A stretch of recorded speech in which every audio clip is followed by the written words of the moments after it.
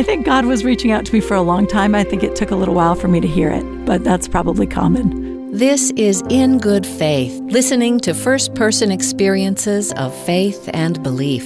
On In Good Faith, it's our privilege to hear stories and accounts from believers told in their own words. Our hope is to listen with an open heart, celebrating the power of faith and belief and what those stories mean to the ones who tell them.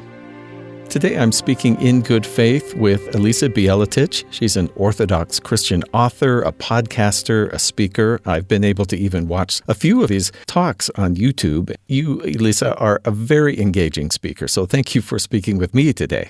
Well, thank you. Thank you so much for having me on. I'm happy to be here. Also, thanks to your technical savvy, we're hearing you nice and clear all the way from Texas. You and your husband, Marco, have 5 daughters, live outside of Austin, Texas. And for our listeners, I'll just mention you direct and teach Sunday school at Transfiguration Greek Orthodox Church. You write books, you host podcasts, and contribute to curriculum projects, including working at an Orthodox summer camp. You just never gave up summer camp. I never did. You know what? I didn't even get to go to summer camp as a kid, so now I go every year as an adult, and I get to enjoy it from the other side. I want to explain to some listeners who may not be as familiar. They may have heard Protestant and Catholic and Orthodox, but there's Russian Orthodox, Greek Orthodox, Eastern Orthodox. What do those mean, and where is your church home? Well, you know, that can be confusing because when we talk about Greek Orthodox and Russian Orthodox, we make it sound like they're 2 different things, but they really aren't. There's just one Orthodox Christian church, and it just happens that in different countries, they handle it in different languages, and, you know, maybe the bishops over that country are different from the other bishops, but we're all united in theology and for the most part in practice. I'm an American. I grew up here. I was non-denominational Christian. And when I met my husband, he was Serbian Orthodox. And honestly, at first, I wasn't all that impressed. And I didn't convert right away. We got married. And then as I started going to the Orthodox Church and reading some books and getting to know some of the priests, I started to realize that it's really a fascinating mystical tradition. It's a very old tradition. It dates back the first church, the early church with the apostles. And the thing about the Orthodox is they don't like to change things. And so while there have been changes over the years, we went from like a 6-hour liturgy to a 4-hour liturgy to now a mere 90-minute liturgy. As things do change over the years, but very slowly and not very much. And that is a great pride of the Orthodox because it really means something to be worshiping in the way that the apostles worshiped. So that's who we are. But, it can feel very foreign and strange in the U.S. because so many of the Orthodox people are immigrants. But it's a real denomination open to Americans too, just like me. From my understanding, not only were you raised non-denominational, but you kind of came from a colorful background. I did. My dad was actually an ex-con, and he did not enjoy authority. He had a problem with authority, would be a fair thing to say. So we moved way out into the middle of nowhere. We did not have a church community, which honestly, I think, they never exactly said this, but I really think it was because my dad didn't want to answer to anyone. So I don't think he could have a pastor. My parents really followed Baraka Church with Colonel Robert Thiem in Houston, Texas, if anyone's familiar with that. So we'd listen to reel-to-reel tapes here and there. But for the most part, I would say my parents handed me a Bible, said all of this is true. Believe on the Lord Jesus Christ and thou shalt be saved, period. And that was our faith growing up. That was about it. Hearing that and reading or whatever exposure you had to gospel teachings and reading, was that something you thought, well, I'll look into this someday, or was it very meaningful to you even when you were young? Oh, it was profoundly meaningful to me. I had an experience. I was reading the Bible when I was about 11 years old. I was sitting on my bed and I was praying, and I was, praying sort of an 11-year-old's prayer, like, God, show yourself, or help me to truly believe. And as I was reading the gospel, I just felt this wave of God's presence, His grace just wash over me. And for years after that, if ever there was a doubt in my head, if ever I would think to myself, well, is God something I'm telling myself about just to make myself feel better, or is this real? I would think back to that moment and I would hold on to it, and I knew that God was real and I knew that Christ was real in my life. So I did have a personal relationship with Christ, although I didn't have a community guiding me. And so I would say, I think I probably did a lot of things that Christ wouldn't have liked much. In my head, he was a big fan of all of them because I didn't really have any outside assistance with discerning God's will in my life. It was more like, Jesus, let's go to this party. Let's do it. That sounds great. But he was always with me, and he watched over me and protected me, I would say, in some situations where I may have been a little risky from having not a lot of church guidance. And even so, maybe it's good that you started from a place where you were on good, friendly terms with God. Absolutely. Absolutely. And it is good that I really developed a true faith in God and a true relationship with God. That has been, that's a central part of my life. It always has been. But it's been interesting, coming into the Orthodox faith, because a lot of Orthodox people don't know a lot about what it would be like to be outside of a really formal church structure. So that's kind of nice, because I think it's unusual to have this perspective of being a person who's an Orthodox Christian, but who also has this experience of a totally, I guess you'd say, like individualistic kind of religious faith in the background. Besides that experience, which actually seems quite remarkable to me that you would have this feeling at a very young age that God was there and present for you, along the way, do you feel like you received answers to questions or that you were sort of nudged along the path? Could you see that at the time, or do you see that now? I couldn't see it at the time as much. I felt, certainly, I prayed a lot, very informal but almost constant prayer, just conversation with God at all the time. But I don't think that I saw where he was directing me. I don't know if any of us really see it at the time. Sometimes we think we're seeing it and we try to follow it, but it's hard to know. But in retrospect, it's easy for me to make out this path where he kept nudging me, I really think, toward orthodoxy. I look back, I see different icons that I ran across. The Orthodox love iconography, which is the special artwork where it's images of the saints, images of Christ or his mother, really to make those saints and to make Christ real for us, because Christ did come down in the flesh, and to remind us Christ really, really exists. Here he is in front of you. Don't forget to pray to him. I can think of so many times when I saw icons, or when I would wander into an Orthodox church and look around and go, what the heck is this? And walk out.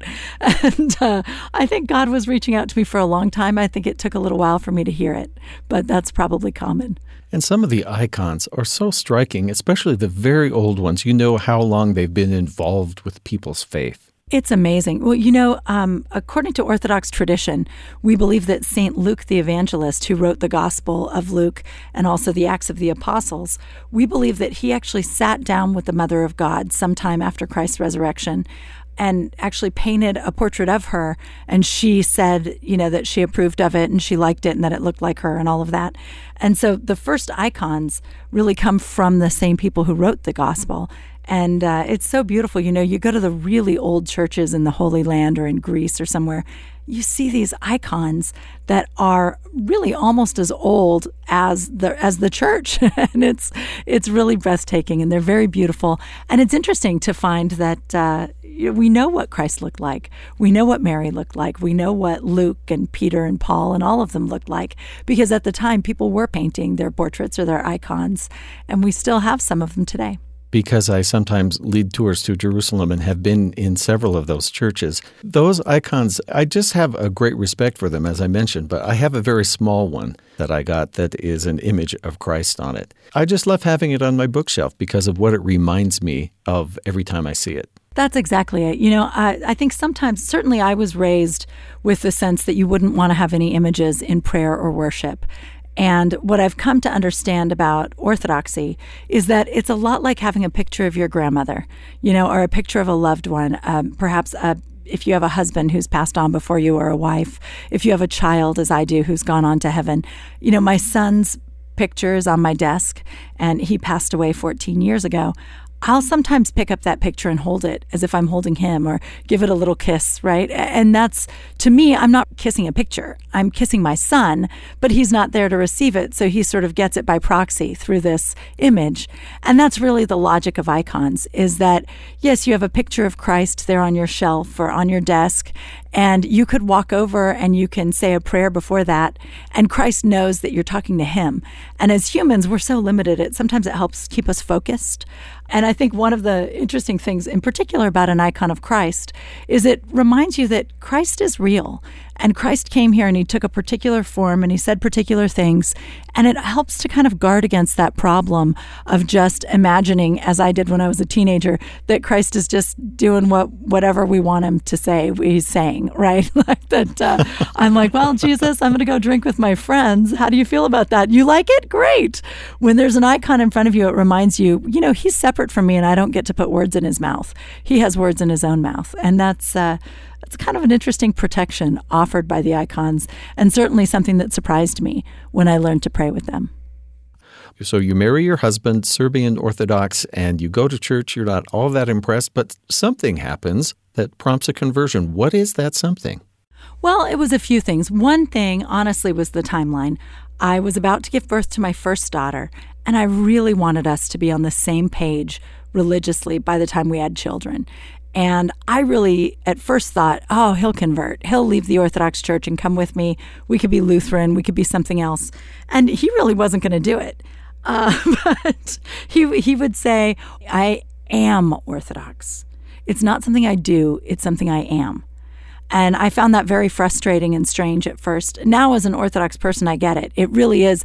It's such an ingrained daily practice and such an ingrained worldview.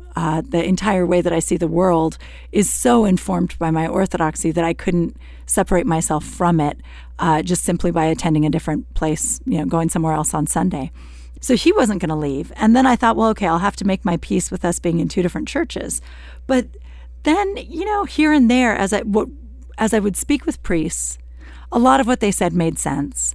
And a lot of what I feared, for example, iconography as a distraction from prayer, turned out to be something that helps you focus on prayer. And that helped. And then, frankly, we were in the Serbian church, which does everything in Church Slavonic or in Serbian. And it was very hard for me to feel comfortable there. I went to something else. It's called the OCA, the American Church, the American Orthodox. Everything's in English there. I walked in and I heard the liturgy in English. I heard the prayers in English, and I prayed about it. I thought, Lord, show me if this is true or if this is something I should avoid or what should I do. And I really just felt at peace. I felt the presence of the Holy Spirit there. I was reassured. So hearing everything in English, it wasn't hard to convert at all. Hearing things in a foreign language that you can't understand, it's hard to sign on to something when you don't know what they're saying. Yeah. But hearing things in English, it worked. You host several podcasts and you're the author of several books. And I see this thread running through them, which maybe should have been obvious. One is your podcast, Raising Saints, Everyday Orthodox, and then Welcoming the Christ Child, Family Readings for the Nativity, Blueprints for the Little Church, Creating an Orthodox Home.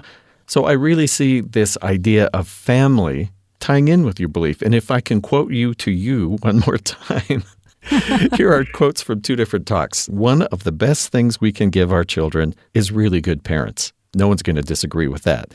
But then you say this interesting thing, quote, all ministry should be family ministry. How to live it out, I guess, in your daily life, not just in church. Yes, the Orthodox faith is really a way of life. It's a mindset, and it's a way of doing things. One thing in Orthodoxy is that the faith is never just intellectual. I think that when I was a kid, the faith that I had, it was read the scriptures and you'll understand. And there was a lot of intellectual understanding that was required for a Christian. Or rather, it was mostly intellectual understanding. It was a decision to accept Christ, but that's sort of all in the head. In Orthodoxy, everything is lived out very physically. With the icons, we say that Christ is present. We have an icon of Christ to remind ourselves that he's always present. In the same way, for instance, when we say our prayers, we light a candle. And just as the heat and the smoke go up toward the heavens, our prayers are going up toward the heavens. And so there's just this very physical manifestation. You worship with your whole body. You kneel, you stand, you cross yourself to remind yourself that you're trying to become holy, that you're asking for God's blessing. There's this constant motion. Our services are mostly sung not with instruments, but just with the human voice. And there's this sense that our whole body worships God and follows God. And that follows throughout the week. For instance, Orthodox people will fast, which means that on Wednesdays and Fridays, Wednesday because Christ was betrayed on a Wednesday, and Friday because he was crucified on a Friday, we fast from meats and dairy products if we can. Some people can't, for health reasons, and that's fine. But on a fasting day, you try to pray a little bit more. You try to curb your tongue a little more. You just exercise some extra discipline a few days a week to keep yourself on track. And then just before Christmas and just before Easter, we'll spend extra time fasting. We'll do a 40-day fast. And of course, the apostles fasted. The fasting is in the Bible. Christ even says, when you fast, oil your face and look happy and don't try to look miserable like the hypocrites, right? He doesn't say if you fast, he says when. So, I've adopted this biblical practice of fasting as well. And that's something that has to be passed down to children as part of your lifestyle. It's not a lesson in Sunday school and then they adopt it. It's really something that's lived out day to day all the time. Or things like if you're driving down the street and you see a siren and there's been a car accident, to stop and pray with your children, to have everyone cross themselves and say a little prayer for the sick, a little prayer for the first responders. These are beautiful things that we do to make sure that our faith isn't just on the back seat, it isn't just on the back burner and we're going to pull it out on Sunday mornings, but it's something that's constantly informing our decisions. So as parents, the way that you teach it is not with one Bible lesson a week, but is really with a constant effort to try to live out the faith. Well, that's a beautiful example, especially the image you gave of pulling over I hope you pull over, when there's an accident, to pray with your children. Because, making that connection with the actual events of daily life. It's beautiful. Absolutely. I'm a big fan, too, of having like a whiteboard in our prayer corner. We Orthodox, we can pray anywhere, but it's nice to have a little space in your home that's dedicated to prayer with like maybe some candles and a few icons. And we always have a whiteboard there where family members can write names on the prayer list. And so while, as long as someone's sick, they stay up on our list of sick, or when they pass away, we might pray that God has mercy on them and gives them a good place in heaven. We're always praying for people. And by leaving that whiteboard available to the kids all day, you tell them, hey, if you hear something, you put it there because your prayers are important, your intentions are important, and the rest of us will pick it up and carry that with you. There are so many very small things we can do that really show our kids that their faith life really matters and has consequences in the world. Just back on the whiteboard, I was thinking if I had gotten mad at my children and then I saw them write my name on the prayer list, I think I would think, I guess I know why that's there. All the time. It happens all the time. Okay, I'm just glad for that little bit of humanity in there. You combine intellectual with spiritual in an interesting way. You grew up in the Napa Valley, as you said, attended UC Berkeley, graduating with honors in comparative literature, English, Spanish, Italian, and Danish. Started work on a doctorate with a focus on various literature, including Karen Blixen and some Faulkner. It's interesting because I hear some people say, well, you cannot follow an intellectual path and faith. And I hear some people say, well, you can't follow your faith and be distracted by intellectualism. But it seems to me they have to go together somehow. Well, I think they do, but I think each of us is different, and God gives us different gifts and different interests. And so, I look at, for instance, the apostles, right? You think of someone like Luke. He was very well educated. Luke was a physician. He was educated he had all the degrees of his day, essentially. And as did, I believe, Paul did as well, right? But they were also really experiencing the faith in a very concrete way, living the faith in a concrete way. And then they use that education, they use those gifts to become great writers who can express the faith and hand it down to all of us with some divine inspiration, of course. So I think there's room for all different kinds of ways of doing it. I think certainly there are good Christians who aren't concerned about the intellectual aspects of the faith and who are just moving on beautiful faith alone and are simply consulting God for direction and moving forward with that. And as long as they have a pure and beautiful heart for God, I would never stop someone and say, oh, you need to be reading some more books on the faith. But on the other hand, and in fact, the Orthodox, we have a lot of stories about that, like all these little folk tales. Tolstoy writes a lot of them down for us, actually. He wasn't very religious, but luckily he kept a lot of our religious stories. One of them is like these men have been shipwrecked on an island, and a bishop and a bunch of priests come, and they're talking to them, and they're like, oh, we can take you back to the mainland. And they go, no, we're happy on the island. And they're like, well, before we go, let's teach you how to pray. And they're trying to teach him the Lord's Prayer. And these guys are so simple, they can't remember the Lord's Prayer. And so they're teaching them. They finally get frustrated, go back to their boat, and they're heading home. And they see these three little men run out on the water to grab them, and they stop the boat and they turn and they say, what is it? They're walking on water like Christ. And they're like, oh, we can't remember that prayer you wanted to teach us. Will you please teach us? And it's this sort of idea. We have a great tradition of the fool, the religious fool, or the real simple peasant faith of a farmer or of a ranch hand, who is just loves God. And that's all God needs, is for us to love him with all of our hearts. But if he's given us some gifts in intellect, I love to read, I love to study things, I love to analyze things. And so I think, he allows me to use those gifts for his glory as well. I think it's a blessing all the way around. I wonder if there are things that you have had to decide, I will just have to accept this part on faith because I can't know, or maybe I don't understand. Oh, absolutely. And especially first coming into the church, there were a lot of things where I just sort of took it. Well, for example, veneration of Mary. I was raised to be suspicious that Mary would distract me from Jesus. And coming into the church, it really took me a while. I would say about 10 years. I got comfortable in the church for about 10 years, and then it was like, all right, Mary, let's talk. It's time to figure this out. I looked through all of these Orthodox prayers. One in particular really jumped out at me, and I can't remember the exact words, but it was this great image. It was like Mary had a bucket, and Jesus would fill it with his grace, and then she could pour it out on us. That it wasn't that she was a source of grace, but that her son was the source of grace. But because he loves his mother, he's giving her abundant grace that she can then distribute, and that I could go to her and ask for some of that. And that was an image I could handle. And so I started praying to her just that prayer. And it's sort of slowly opened up. And over time, I genuinely pray to her now anytime that I feel like I need some intercession, I need some help, I need some comforter. I pray to Christ, I pray to God, I pray for the Holy Spirit to come to me, and I pray for Mary to help me with that as well. And also for other saints. I think of them as like, I have aunts and uncles who've passed away, but who I know were strong in their faith. And when they were here on earth, I would never hesitate to say, oh, please pray for me. I'm really struggling right now. And so I ask them, even after they've passed, to continue to pray for me, because I know they're with God, and the saints are the same. We know that they're with God, so we ask them to pray for us. I struggled with Mary, with the saints to some degree, but I was able to make peace with that. I think that sometimes is a thing that will happen in our spiritual lives. There can be things in the scriptures too that we don't understand. It doesn't necessarily mean that we just give the whole thing up and wander away, but it may mean that we look at that and we say, okay, God, in time, it would be nice if you would reveal to me how that makes sense, or at least let me have peace with not understanding it, because some of these things don't make sense to us right away. What's the age span of your daughters, if you're comfortable sharing that information? Well, my oldest right now is 20 years old, off to college, and then my youngest is 9, going into 4th grade.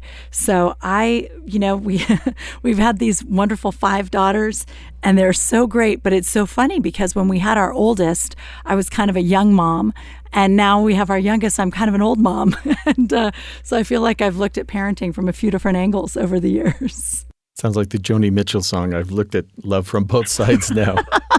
That's exactly what was just playing in my head. Oh, really?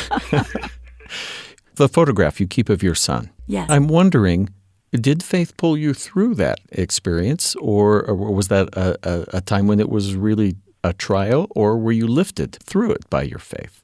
I would say it was a trial, and I was lifted through it. When we first converted to Orthodoxy, as I've mentioned, I wasn't used to living in a church. I wasn't used to having, a pastor or a priest who was involved in my life or anything like that. When I first converted and we were going to church, we would attend church on Sundays, but I didn't really have that sense of the church being a part of my life. I had Christ in my life, but maybe not the church. And then when my son died, all of that changed. My priest was sitting at my side in the hospital as he was pronounced dead. And I was able to ask him questions. Why does this happen? Why do people die? What is all of this craziness? What is heaven? Up until that moment, I was comfortable just, heaven's a place where there's no sorrow or suffering. Okay, great. And then all of a sudden it's like, wait a minute, where's my son? No, I mean, really, where? Where did he go? What does that mean there's no sorrow or suffering? And it really caused me to ask a lot of questions about theology, about the faith, about salvation. In a lot of ways, it was a great gift because I would maybe never have asked those questions and never gotten the answers. And it was learning how beautiful Christianity is, really, like studying the scriptures, understanding theology, that really enriched my life so much and changed everything for me. I would say that the experience of losing my son, he died of SIDS as an infant. It was very traumatic. I developed PTSD. But one thing is that I had a very clear sense that to one side of me was a huge bottomless abyss. And if I allowed myself to fall in there, I might never get out, that it was just depression and despair and misery. And to the other side of me was Christ. And I could reach up and I could hold on to his hand and hold tightly, and he would keep me from falling into that abyss. Or I could let go and embrace all of these questions, why me? Why me? And why him? And this isn't fair. If I really embraced all of that and became angry with God, I knew that it was going to be a terrible spiral of despair. And so, in fact, I would read the Psalms and I would think about the pit of which King David speaks. And I would think, that's the pit beside me. I'm already kind of in the pit because I'm in the pit of grief. But there's a way that you can really spin out of control in that pit. And I didn't want to. So I held tightly to Christ, and he carried me through. Maybe a contrasting question would be, what connected to your faith brings you the most joy day to day? Oh, wow. Honestly, the prayers of the church, these ancient prayers written by church fathers and monks and priests and little girls and people over the centuries, the Orthodox Church has preserved so many of these old prayers. And while on the one hand, I love just spontaneous prayer. And I'm one of those people I used to talk to myself in my head. Now I just talk to God all the time instead. It's a good redirection. I'm always chattering with God, right? But those prayers, when I really stop and I take a moment in the morning or at night and I take a deep breath and I read through the Psalms and some of these beautiful prayers of the church, they sort of train your heart how to look at a situation, how to look at the new day, how to look at a problem, how to look at illness. And I find such peace and joy in my quiet times of prayer. I just got back from summer camp, actually, and every morning we would stand there, and it was so crisp and beautiful outside, and the birds were chirping, and we all just stood there outside in a circle under the trees, praying the Psalms and praying some of the church's beautiful prayers. And it was just, that's joy. To me, that is just true happiness and joy. Well, thank you so much. I've been speaking with Elisa Bieletich, Orthodox Christian author, podcaster, speaker, wife, mother, CrossFitter, summer camper. Elisa, thank you for speaking with me today in good faith. Thank you so much, Steve. I appreciate it. Thanks for tuning in to In Good Faith. That's our time for today. And thanks to our guest, author, speaker, and podcaster Elisa Bieletich, for generously sharing her stories and her faith. You can hear this and all of our interviews on demand at our website, byuradio.org/ingoodfaith, or subscribe to the podcast. In Good Faith is committed to the idea that we all benefit from hearing people of widely varying backgrounds share their personal experience with faith and belief. In fact, we think people with such experience deserve some of our best listening. Email us at ingoodfaith@byu.edu. In Good Faith is a production of BYU Radio. I'm Stephen Kapp Perry. I hope you'll join me again soon, right here in Good Faith.